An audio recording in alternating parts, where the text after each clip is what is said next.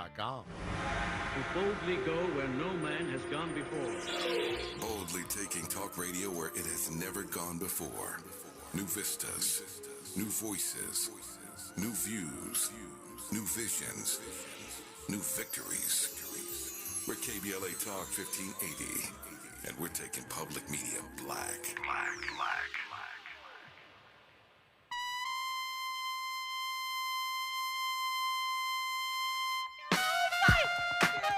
What's up, man? Man, what was you doing, man? What's up with that? Man, I was doing the ooh. Hey, yo, man, look them eyes. Eyes, what's up?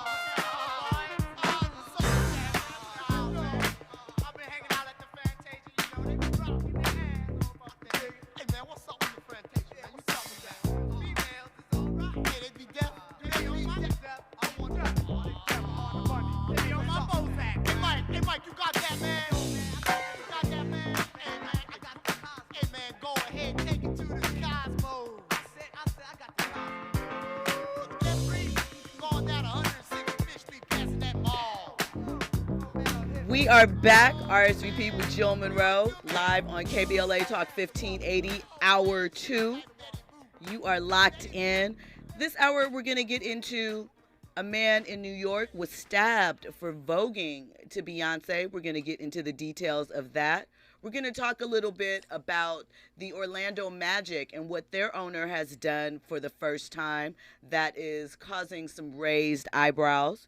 We are going to continue our conversation with Drew Greer, brand arsonist, storyteller, writer, keynote speaker, labeler of all things fly, and so forth. I got jokes. So, before we went to break, you mentioned that you thought Vegas was dead. And we received a comment that wants clarification on those comments because Vegas, in theory, the way that it's being projected and the way that we're looking at it now is the next live entertainment period, but especially as far as sports go, capital, many people are saying, because of boxing, because of UFC, because the NFL is there, because of the WNBA and the Aces creating their legacy sort of team in that space. We know that at some point there will be an NBA team there, and we know the emphasis that is being placed as far as residencies. You know, that was something that was like popular in the 70s and 80s, kind of with Elvis and those old people, Tina Turner. But then it came back again, and we've seen, you know, Usher, Janet Jackson, Bruno Mars, and so forth. So Vegas, on the surface, as far as most people are concerned, is a hot spot once again. So, but you said it feels dated. So explain. From a brand guy, to me, growing up, Vegas was fantasy. Circus was fantasy. And now as an adult and as a brand guy that looks at storytelling, looks at those dynamics, Vegas to me is very poorly planned.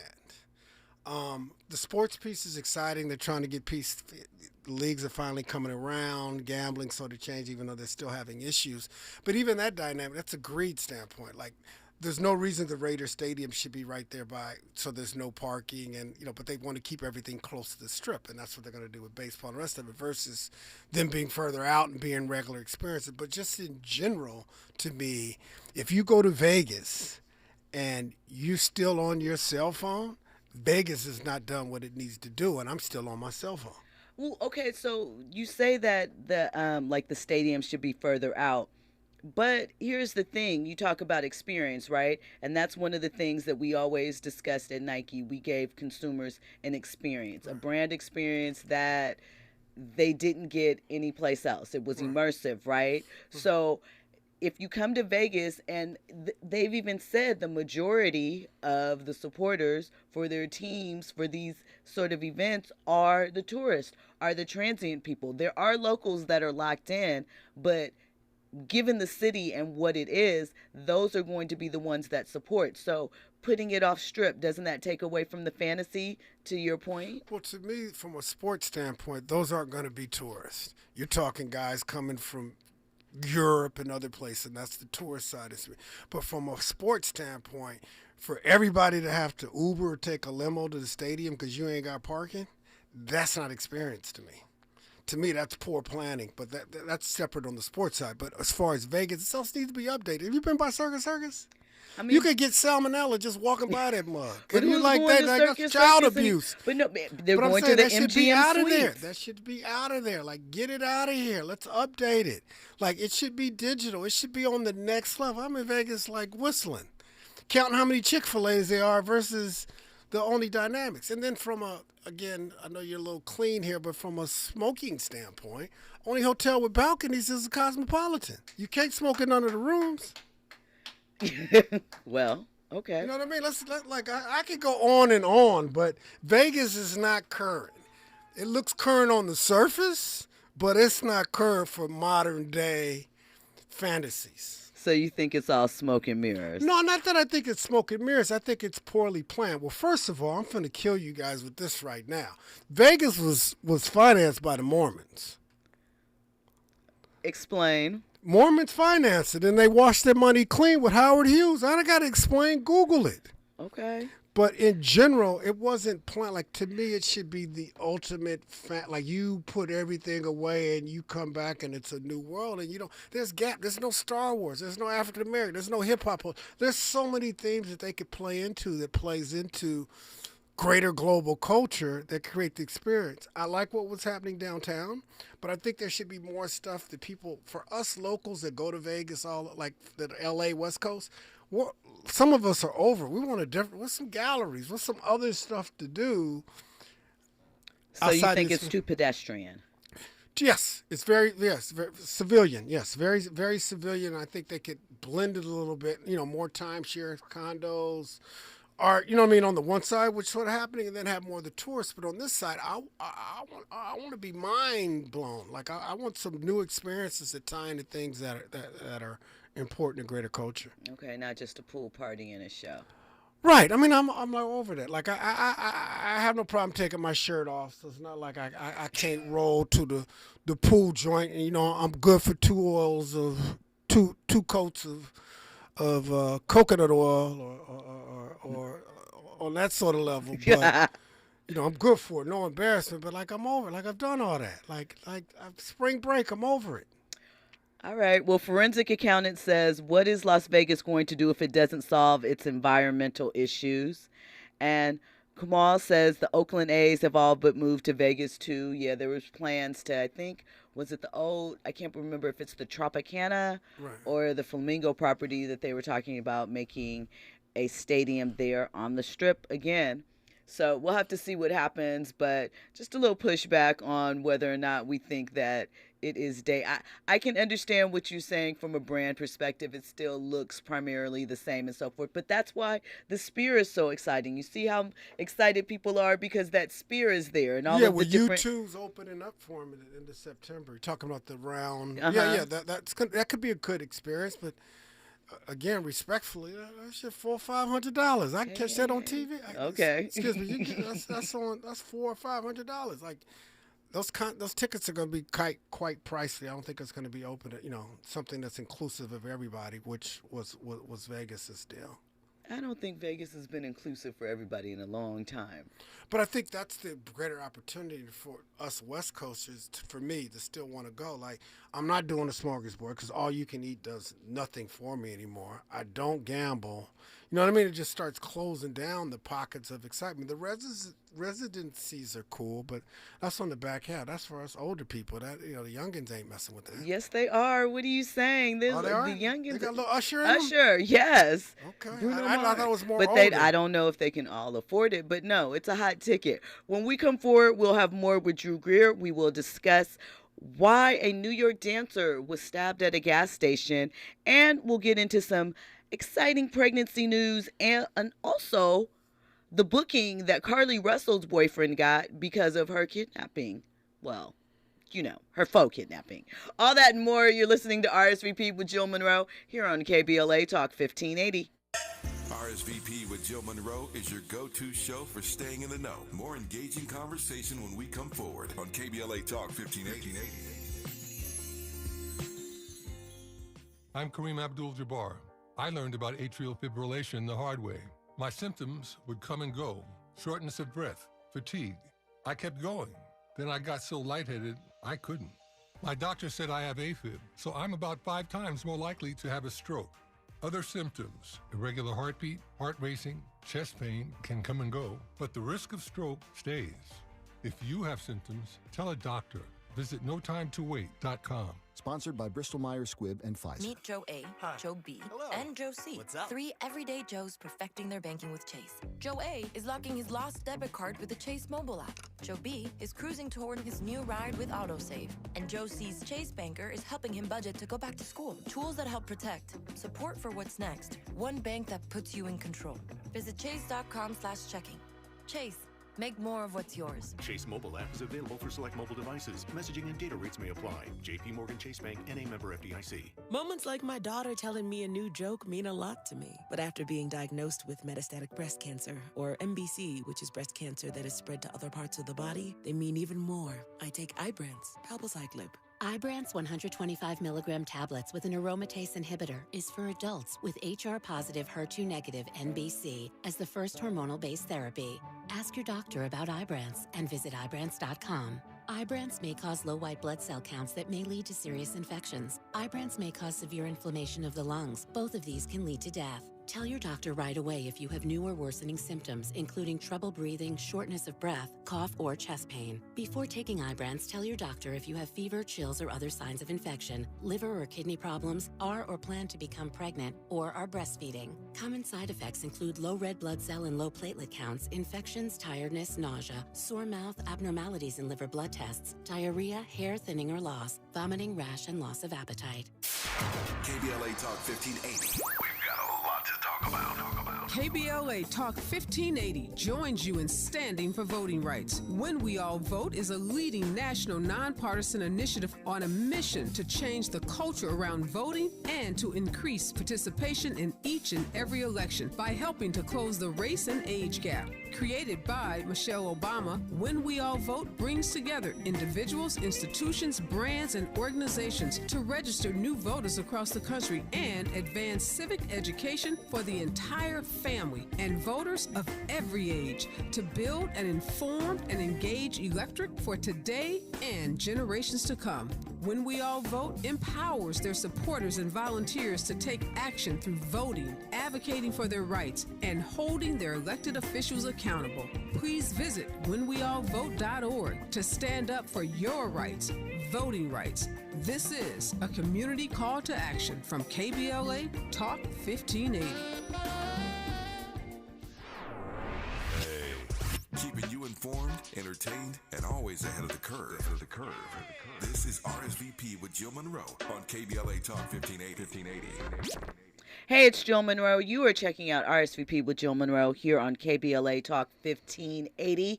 This is where we hit all the hot topics and trending headlines in entertainment, sports, lifestyle, and culture. And tonight, our guest is a lifestyle and culture expert, sports too. Used to work at Nike, used to work at Under Armour. We forgot Ralph Lauren. There's so many brands that we probably forgot that we could run down the list of. I've been fired a lot of places. I mean, you disruptive. Disruptive, spicy, but, you know, that's what happens when you stand out on your own and you want to kind of set yourself apart. So we mentioned that you have this agency, the brand I Am, which is about storytelling and assisting authentic brands. You also are in the NIL space, which is name, image, likeness, which deals with high school and college kids. What has that experience been like, seeing where branding has come from, especially as to how younger athletes were marketed and thoughts around them to where we are now, to where they can actually make real money depending upon the market that they're in? How do you see that? As a former athlete, as a former brand guy, they're lazy. The athletes? Yes. Why do they you just say that? wanted stuff given to them. They have an opportunity to really build their brand, and they just want it handed to them. They don't realize what's just handed to them is just based on their athletic ability. If they build this brand, this could carry them for the rest of their lives, and they don't want to engage that way. I understand why the schedules are crazy. The school isn't putting emphasis, because I think they actually should be a class. This is for regular students as well. Like, setting your brand up to be able to help you later on in life, you know, tell your story, elevate your career, develop your partnerships and all of that, where it's just about who gets the biggest check versus there's merch opportunity, there's event opportunity, there's, content opportunities that lives beyond their playing careers. And the little instance I have, like, they really don't want to engage on the level that I think the opportunity presents itself. Do you think that's because they're too young to fully grasp it and Yes. understand it? So do you think from that regard that NIL is going to struggle in some ways, or it's just going to be like most sports? There is going to be your elite class, your top of the top, where they have people beside them that come in and are like, hey, this, and this, and they kind of don't have a choice. And then on the low end, you have those that aren't really benefiting from it at all or not utilizing I think it. it's going to take, you're going to need a new generation of coaches, because that's going to. So you think coaches should be involved in this I process think it's as well? or at least it's setting up the players for beyond their playing career. Like, NIL is not even just for the star; it's for the backups. It's a chance to set up your brand. So I think the coaches in the school. I think places like Notre Dame are losing. This is the time they could sell all of that spirit and tradition and the rest of it and combine it with some other things and really position their players. And I would be positioning my athletic department, because I think athletic departments in schools are horrible at branding as well. I'd be positioning it of not only how many guys I got drafted in the first round, but how many guys are getting great positions or opportunities, once they leave my program. But do you feel that they feel in a way that because of NIL, we saw, the resistance to it from those entities, well, some of them at least. Do you think their resistance lies in its competition? They won't have as much control. They think that they will, somehow lose some type of revenue because these kids are being pushed as stars? Yeah, I mean, the whole institution, university, schooling, including academia, as well as athletic department, it's all about finances. Bottom line, being able to influence from the outside, you donate enough, you can sit on the 50-yard line, or you get a building named after you. So all of it's based on finance. But the bigger opportunity, there's an educational opportunity that you have here with the athletes. It can help you recruit, like retailer branding. Like employer branding, where if your athletes are getting these elevated jobs as well as they're getting opportunities to go in the league, this helps your overall sort of brand. The kids have to understand the value up front. This is a lot for them. I've lived this a lot of my life. We have, so it's instinctive. But I think that's where the coaches come in and being able to influence as well as the greater department, so it's a value. But do you think the coaches feel like, one, they don't have time to get into the weeds with all of that, and two, it's not really their concern because the coaches are just now starting to warm up to social media and what it can do for their programs as it is. So then to add in that they have to help these kids navigate their brand and their brand opportunities. I don't think it's about them navigating their brand opportunity, but it's about encouraging it because it's going to help them recruit better players. There's so many dynamics and I just think the current coaches, I'm 15, 20 years in, I'm not trying to learn this. I think the new dynamic coach will have those abilities, much like some of these coaches, listen to hip hop and know the lyrics and can dance and it connects with the team. I think that the NIL piece and the branding piece, also the coaches should be branding themselves better. It's going to create opportunities for them. So you lead by example. That's going to help your career develop later on. But they sort of sit outside, want to do things sort of the old way. But also the kids have to take it on, and I think even at a younger age it could go on. The high school piece, the rest of those dynamics. But it's storytelling, but also emphasize the kid. This doesn't mean you're going to the league. This is setting up your brand and leveraging your opportunity while you're still moving the crowd. So do you believe that at this juncture, and most of the programs, especially the higher paid ones, have a social media department, have a department that handles, in addition to their PR and things of that nature. Do you think that as a general class or a course curriculum that, personal branding or something along those lines should be required in college? I think all students should have that, just based on where we are now. I had issues with my college. The career counselor wanted me to come in and talk, but she didn't believe in LinkedIn. I'm looking at her like she's crazy. You know what I mean? So I think this applies all the way around, and it's just going to be part of the transition. But it's just disappointing to me because it's just such a wonderful opportunity to be able to educate the kids. As you set up the brand, not only are you setting up the brand, but, you know, it also serves as sort of the northern light as it relates to what you're doing. You know, are you on brand?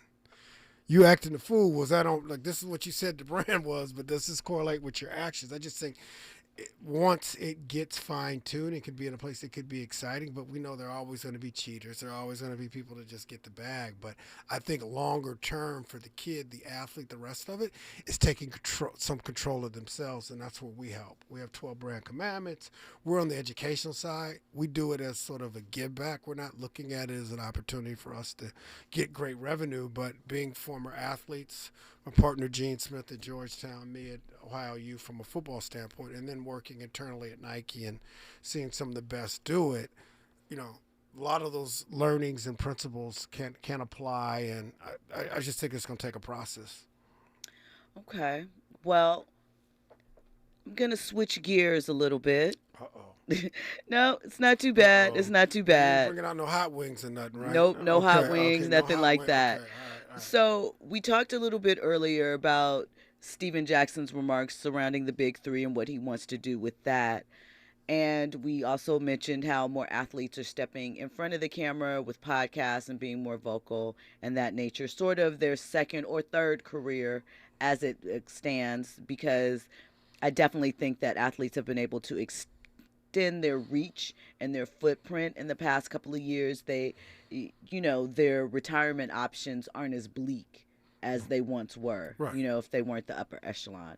So Tracy McGrady is another athlete who is investing in a basketball league. Right. He's investing in what is known as the Ones Basketball League. I think he put in $6 million of his own money.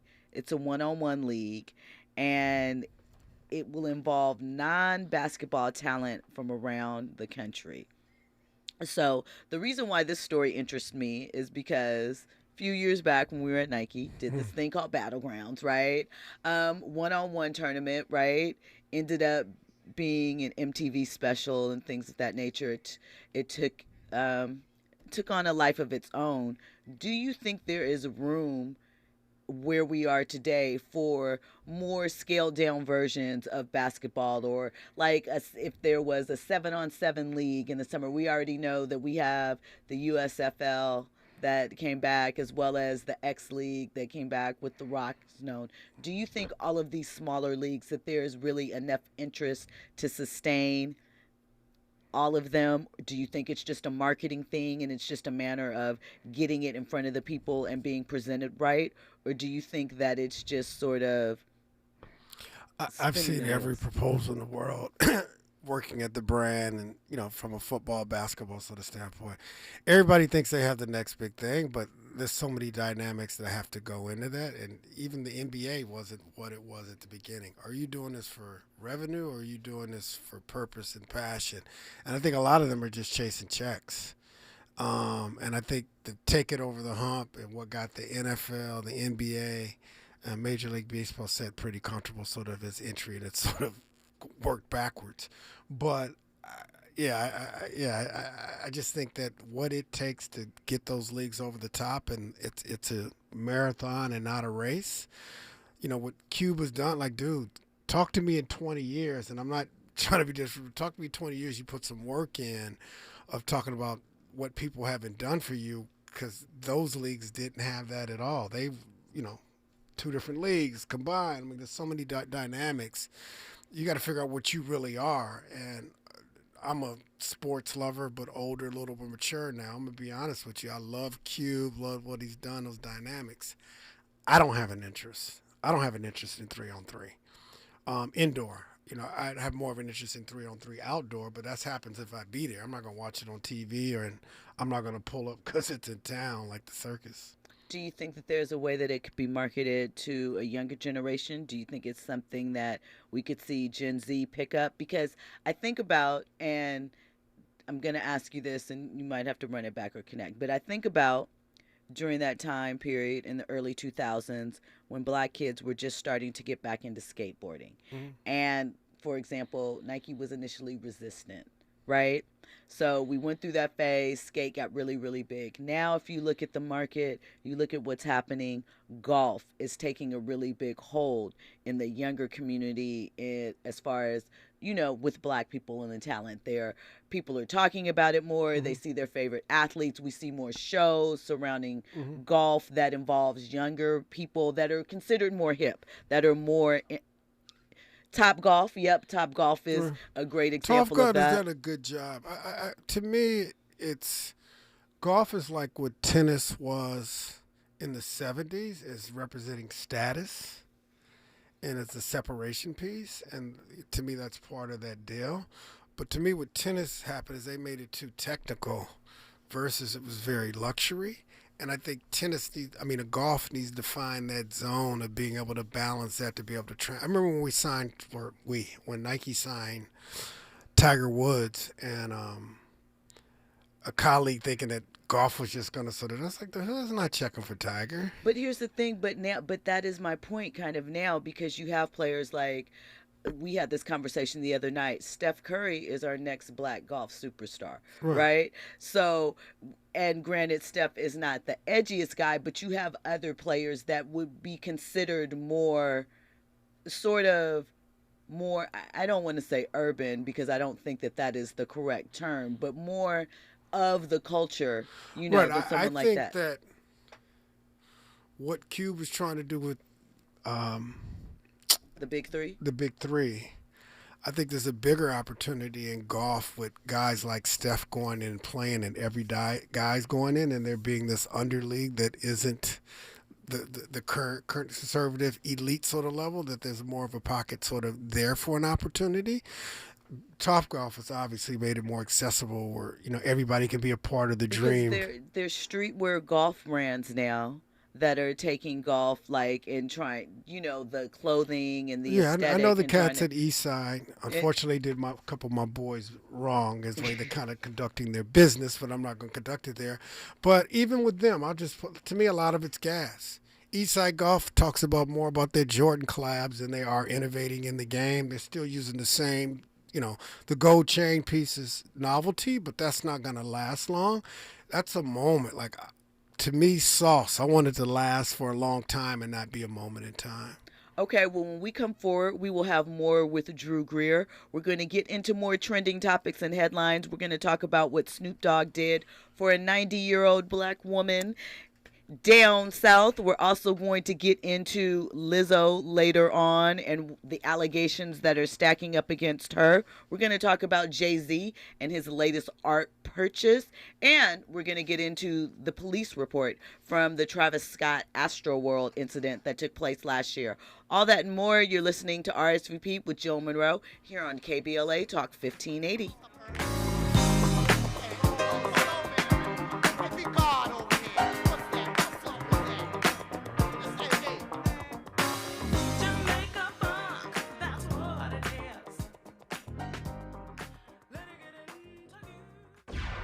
Trending topics and the hottest happenings.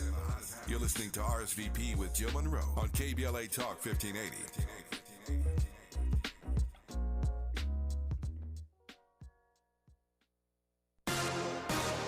I'm Esther Dillard, and here's the latest from the Black Information Network. Vice President Kamala Harris is rejecting the Florida governor's invitation to discuss the state's new African American history standards. They insult us in an attempt to gaslight us, in an attempt to divide and distract our nation. While speaking in Orlando, Harris said she will not debate the fact that there were no redeeming qualities of slavery. Governor Ron DeSantis has argued the curriculum has been misinterpreted. Meantime, former President Donald Trump has been indicted for election interference that culminated with the January 6, 2021 Capitol riot. Prosecutors say his efforts to overturn the 2020 presidential election contributed to the riot. Trump is expected to be arraigned in the case on Thursday. And that's the latest. I'm Esther Dillard from the Black Information Network and BINnews.com. Make home more comfortable. Make your business run better. And make California just a little greener in the process. Plan your energy efficiency upgrade. Find qualified contractors and attractive rates at GoGreenFinancing.com. To boldly go where no man has gone before. Boldly taking talk radio where it has never gone before. New vistas, new voices, new views, new visions, new victories. We're KBLA Talk 1580, and we're taking public media black. You're listening to K-Drip, where we play all the best classic water-wasting hits like Watering Your Lawn During the Hottest Time of the Day and Leaky Faucets. They're tunes from another time because now that we face a hotter, drier future, every drop counts. Despite an extremely wet winter, keep using less water, fixing leaks, and reusing indoor water for your garden. Visit SaveOurWater.com for more ways to conserve. Up next, brushing your teeth with the water on. K-Drip. Have you heard about Lendistry? Lendistry is a national black-led small business lender that is headquartered right here in LA. Once you've started your business, Lendistry provides flexible financing options starting at $50,000 to help you access the affordable capital needed to grow. Visit lendistry.com/KBLA to learn more. This is a special alert to all Americans who own a vehicle with less than 200,000 miles, with an auto warranty about to expire, or with no warranty coverage at all. Due to a decline in the economy, CarShield is announcing a low-cost, month-to-month vehicle protection plan that is now available to the public to save any driver out-of-pocket expenses on future auto repairs. Call now to find out how you can pay almost nothing for covered auto repairs. Yes, you heard that correctly. Pay almost nothing for covered auto repairs. An open phone line has been established for all drivers to call for a free quick quote. Call 800-381-8528 now. Drivers who are covered will not have to pay for covered repairs again. This protection plan is at an all-time low. Additionally, drivers who activate this vehicle protection today will also receive free roadside assistance, free towing, and car rental options at no additional cost. Call us for your free quick quote today. 800-381-8528. That's 800-381-8528. What do you have to lose? Call 800-381-8528. Again, 800-381-8528. Dominique DePrima here. Having a good credit score is one critical step to obtain a loan to buy a home. But did you know that your credit score is just one factor in getting a mortgage loan?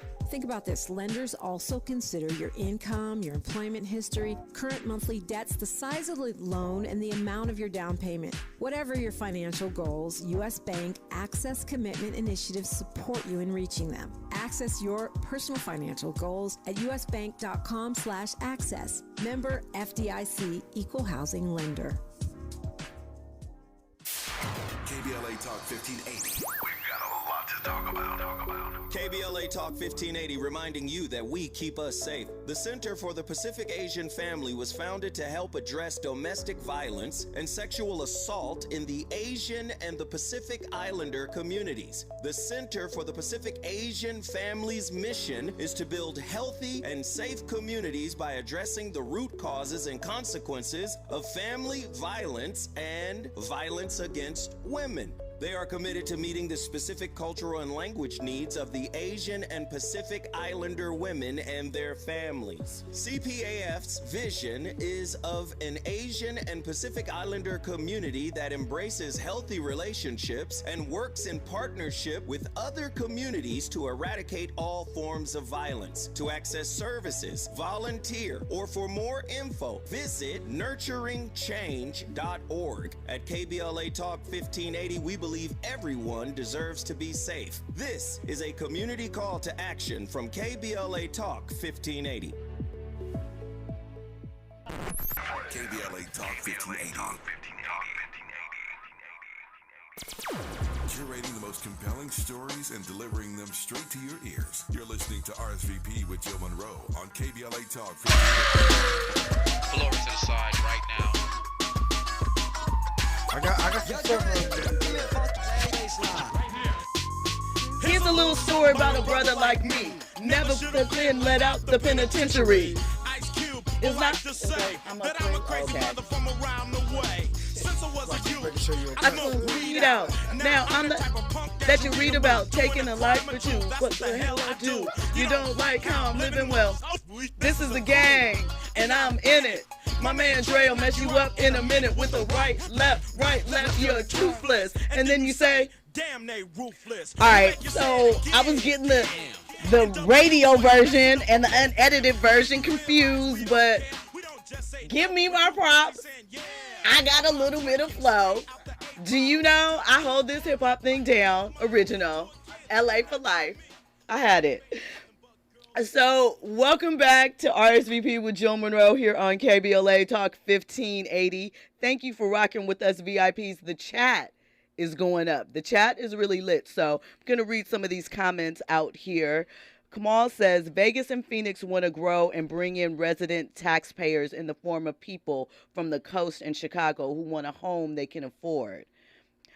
Pretty Brown Mimi says, Drew, you're quite shady, and I love it. She's enjoying it. I'm shady. What'd I do? I don't know. Freaky, but not shady. Frederick Smith asks, do you think the NBA will ever put a team in Las Vegas, or that the dream will end with Summer League and the other hoops events that they have there? It's coming. It's too big of a check. That's coming. It's coming. It's happening. It's happening. That's already happened. Let's just say they're waiting to announce it. And Frederick also says that he is with you. Nobody really wants to see a bunch of old guys hooping on the TV. Sorry, Ice Cube.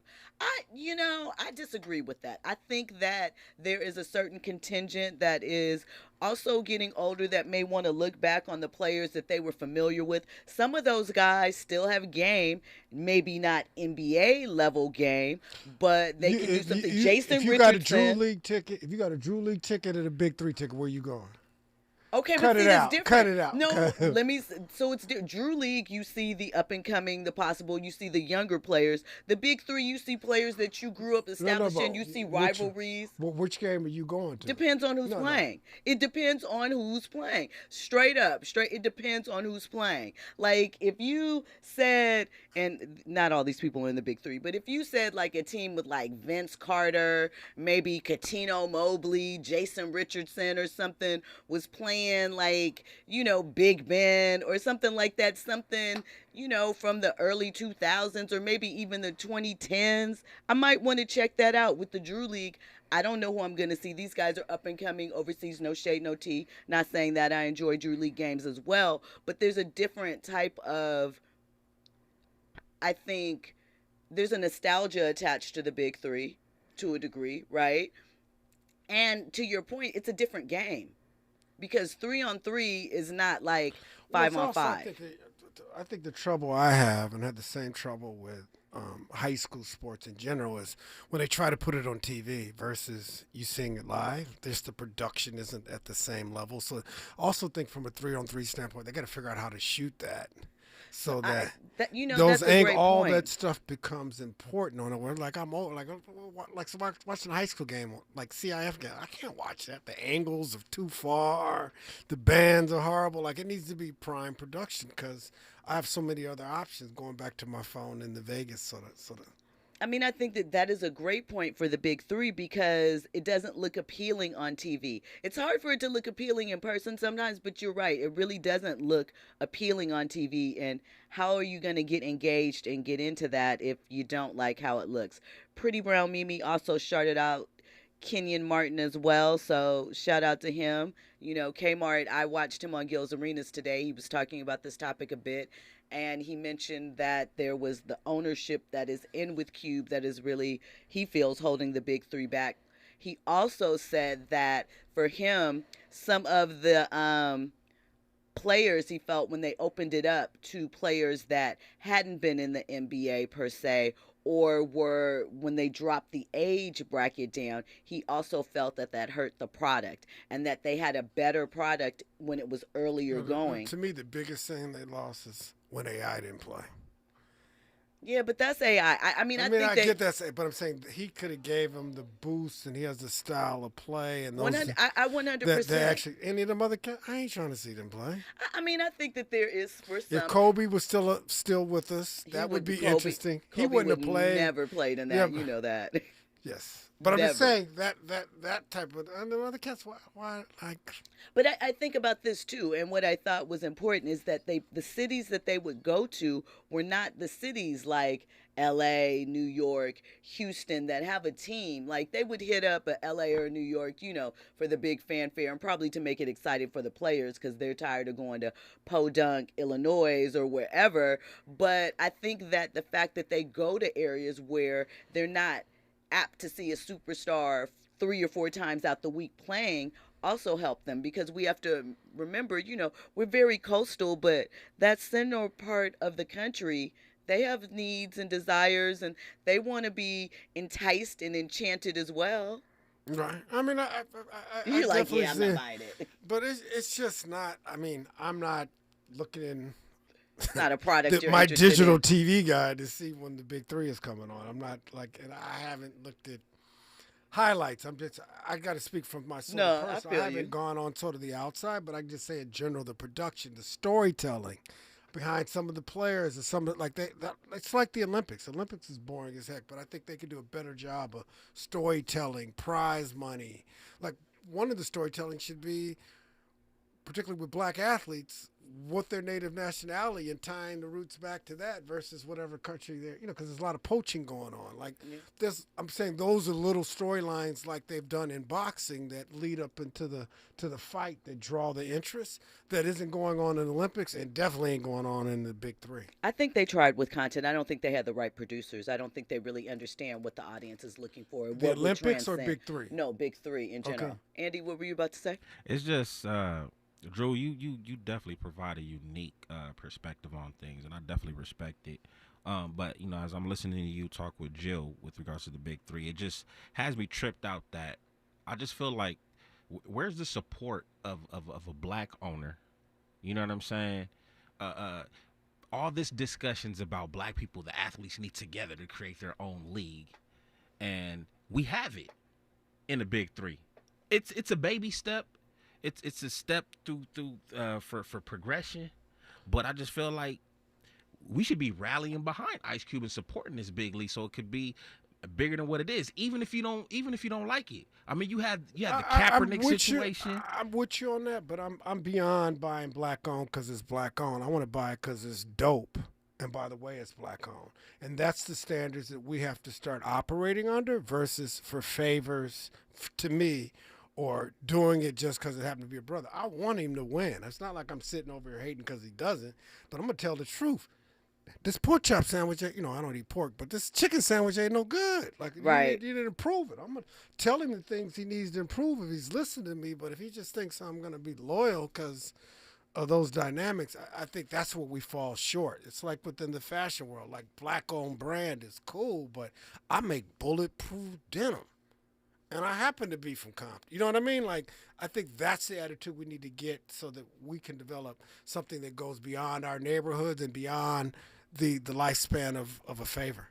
I do believe that there are certain, and you've even seen there's been some talk about this lately in news articles or whatever about, I think that as black consumers sometimes, and even as black owners, we take each other for granted. We have more expectation from the owners and the brands than we do sometimes in their white or other owned counterparts. And as consumers, we sometimes don't want to step up and support these black brands because we feel like, why are they charging that much for that? Why are they doing for that? There has to be some type of healthy balance, because I do think that we overcharge our people and try to get over on them as business owners. And I also think that consumers don't respect the drive and the grind, what it takes to go into something. When we come forward, we're going to have more with Drew Greer. We're going to talk about more of these trending topics and headlines. And, of course, we're going to get into another good question of the night. All that and more, you're listening to RSVP with Jill Munroe here on KBLA Talk 1580. Infusing a sense of fun and entertainment in every episode. You're listening to RSVP with Jill Munroe on KBLA Talk 1580. More when we come forward. Hey, Dad, how do airplanes fly? What's in this box? Is this tree good for climbing? How are babies made? What does this thing do? Kids are curious about everything, including guns. Talking to them about gun safety in your home is a good first step, but you can do more. Always keep your guns locked, unloaded, and stored separately from ammunition. Safe gun storage saves lives. Learn how to make your home safer at endfamilyfire.org. That's endfamilyfire.org. Brought to you by End Family Fire, Brady, and the Ad Council. You know that Big Bargain detergent jug is 85% water, right? 85% water? I thought I was getting a better deal because it's so big. If you want a better clean, Tide Pods are only 12% water. The rest is pure, concentrated cleaning ingredients. Ooh, pass me the intercom thingy. Attention shoppers, if you want a real deal, try Tide Pods. Don't pay for water, pay for clean. If it's gotta be clean, it's gotta be Tide Pods. Water content based on the leading bargain liquid detergent. KBLA Talk 1580. We've got a lot to talk about. KBLA Talk 1580 joins you in standing for education as a right, not a privilege. Charles R. Drew University of Medicine and Science is a private, non-profit, community-founded, student-centered university committed to cultivating diverse health profession leaders who are dedicated to social justice and health equity for underserved populations. CDU does this through outstanding education, clinical service, and community engagement. Recently, Charles Drew University made history by opening only the 5th medical school at an historically black university. Congratulations, South LA, and congratulations to the dean of the medical school, Dr. Deborah Protho-Stith. CDU is now training doctors and providing $90 million in annual economic benefit to Watts and surrounding neighborhoods. To apply for medical school, get more information, or sign your child up for the Junior Doctors Saturday School program, visit cdrewu.edu. That's cdrewu.edu. At KBLA, we are dedicated to equity in education and ending healthcare apartheid, and we don't black down. This is a community call to action from KBLA Talk 1580.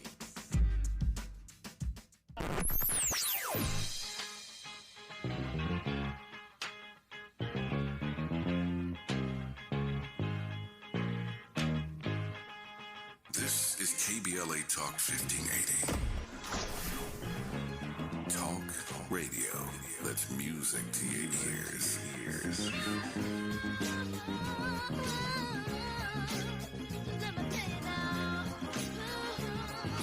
We're unapologetically progressive. KBLA Talk 1580. Now back to more captivating conversation on RSVP with Jill Munroe. Hey, it's Jill Munroe. Thank you, VIPs, for being locked in. You are listening to RSVP with Jill Munroe here on KBLA Talk 1580. So, I told you we had a couple of trending topics that we had to touch on this hour. I'm going to go through a couple of those really quickly and then circle back to our conversation with our guest, Drew Greer. I mentioned earlier that there was a man that was stabbed in Brooklyn, New York over the weekend. His name was O'Shea Sibley, and he was at a gas station filling up with his friends, dancing, voguing to Renaissance by Beyonce, and some other gentlemen walked up. The two ended up in an argument because I guess the second group was offended that these black men were probably gay and were dancing and enjoying Beyonce's music outside. Words were exchanged, and one guy pulled out a knife and stabbed him and ended up killing O'Shea. They made some homophobic comments. The police are said to know who the suspect is. Not sure at this time, if he's been picked up. When I checked out the story earlier, he had not. So, just sending love and light to O'Shea's family, hoping that the assailant is caught, because why? Let people do what they want. That didn't hurt you at all. Also, another quick bite. Carly Russell, the young lady who faked her own kidnapping, her ex-boyfriend, who was the subject of, I guess, the reason why, at least part of, allegedly, her faking her own kidnapping. He's been hit up to do some club dates, and he's doing them. He was on a flyer promoting an upcoming club hosting in Atlanta strictly because ladies thought he looked good and he was the object of Carly's affection, and they got a hold of his Instagram account. But apparently he got legal advice and he decided to pull out of hosting officially Although he will still be in the building, he was advised by an attorney that he shouldn't be actually hosting the event. But what I want to know is who is lining up to go party with Tomar Sims? That's his name. Just because his girlfriend did some nut stuff in the world. Really, clout chasing is an all-time high, but I guess get money, get social media status, and have a product that you can push because it comes quickly. So, kind of along those lines, Drew, as we were just speaking of, basically about NIL and kids and understanding the power that they have with their brand at this point and the type of products or merch they could sell. If you were a college football or basketball player, maybe playing, maybe not necessarily playing, at a D1 school, maybe a D2 school, what type of brands or what type of NIL deals would you tell a student like that to pursue? Like, should they be looking at car dealerships? Should they be looking at local businesses? I wouldn't even be going first to the brand. I mean, the first thing I do is figure out what story I'm looking to share about myself and where I'm looking to head with that. And the way we've been sort of advising kids, particularly for my college, which is Ohio University, which is a smaller mid-tier, not much of that has transpired. They're working on it, and I think a lot of it is they're too looking ahead. But start locally first. Start local brands within your college town or within your city, and then obviously there's some national opportunities, and then there's some opportunities that they're looking for unique sort of subject matters, and get after it sort of that way. But first of all, you got to figure out what you're trying to share and get after to reach your story, and then figure out where to partner. What are the brands you'd like to get after and what makes sense, and then those that are interested in NIL, and then what's your proposition? Right now, everything, first thing they're looking at is what's your social media sort of following is the initial deal, but then there are other layers to that diet. But I think the biggest thing is just be authentic and figure out what's your purpose and what story you're looking to share. Is it possible to really be authentic in this era? Because again, we're talking about largely teenagers, right? That are going to have some growing pains, some slip ups. They're going to experiment and try things that may not be appropriate for everyone, but they're still learning and growing. So is it possible to create an authentic brand when you have to be mindful of your brand because you're looking down the road at the long-term picture? I still think you could mature over the lines as a brand and what you're doing post-college. You can still have fun. And when we talk about it's like when you're posting on social media, it's like making your dinner. Like, you're going to have starch, you're going to have veggies, you're going to have protein, but you can have some dessert. But if your whole posting and your whole attitude is this dessert play, you're not going to win. So it's having that balance of, things you stand up for that are, important to you, you honoring other players. Like, it isn't just about I'm the greatest thing since sort of sliced bread. It's the brand, because this relates to any of those. It even deals with brands being transparent when they make,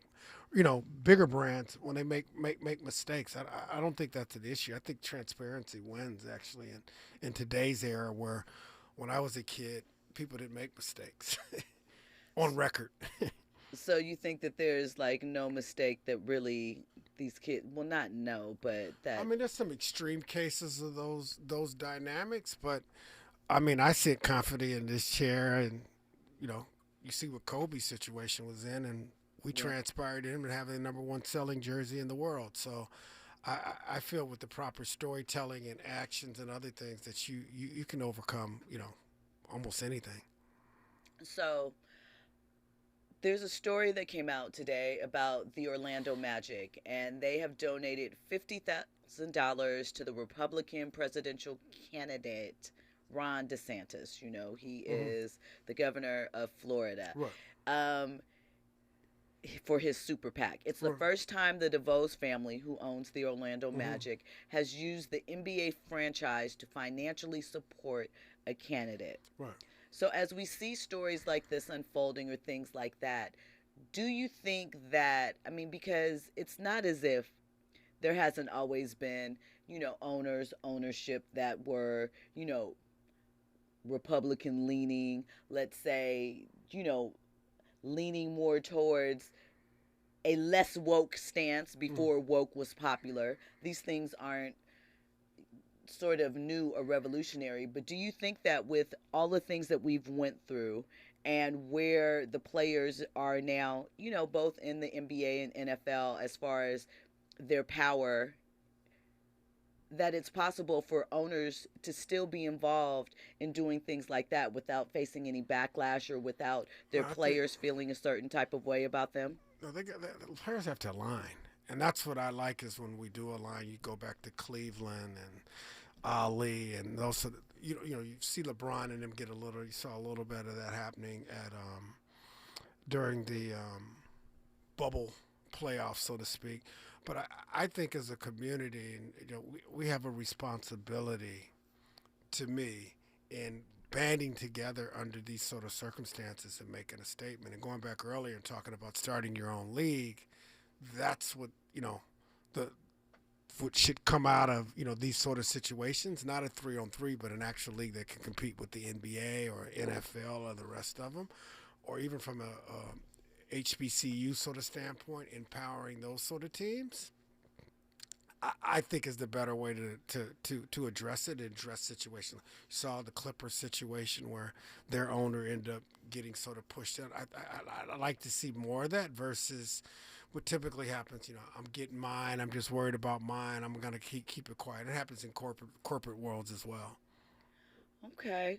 Well, I have another question. I think I'm going to hold that question until the top of the next hour. But before we get to that, I want to ask you really quickly, as we're getting into an era where obviously there's more content out there, more reenactments, more stories being told. We saw like HBO came out with Winning Time, which is based off of the Showtime Lakers. And they got part 2. I saw that advertising for that. This I'm Sunday. excited. This Sunday, season 2 starts on Sunday. I'm excited too.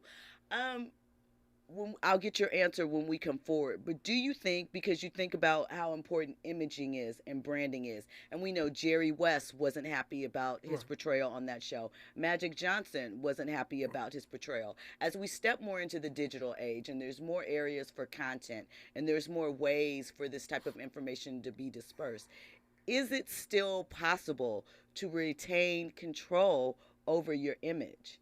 And for it to be, 1, authentic, and 2, actually tapping into what the fans have an interest in. We'll get into that, all that and more. You're listening to RSVP with Jill Munroe here on KBLA Talk 1580.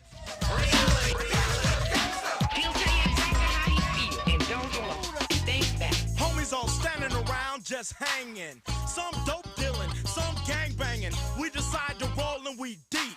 See a sucker on dates and we creep. Real slow, and before you know, I have my AK pointed in the window. Check it in, punk, or I might blast. He got scared and hit the gas. We tried to catch him, but you all know you